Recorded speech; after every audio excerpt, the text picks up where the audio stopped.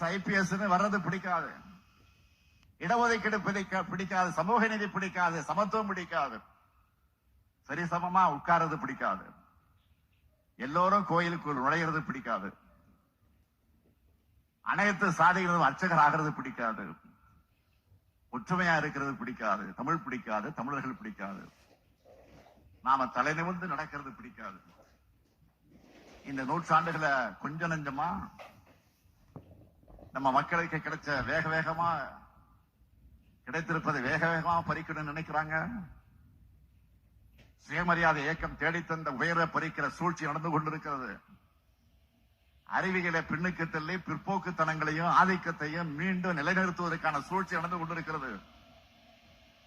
தமிழ்நாட்டை மட்டுமல்ல, இந்திய நாட்டையே ஒரு நூற்றாண்டுக்கு பின்னோக்கி எடுத்து செல்ல நுணுக்கமாகவும் தீவிரமாகவும் முயற்சி நடந்து கொண்டிருக்கிறது.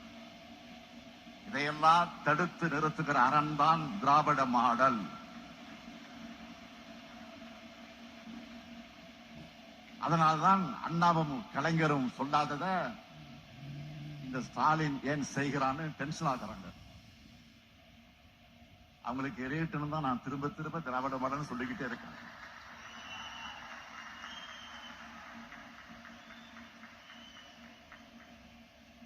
அடுத்து திராவிட மாடல் 2.0 சொல்ல போறோம். வரப்போறது அரசியல் தேர்தல் கிடையாது. தமிழினம் தன்னை காத்துக் கொள்ளக்கூடிய சமுதாய தேர்தல்.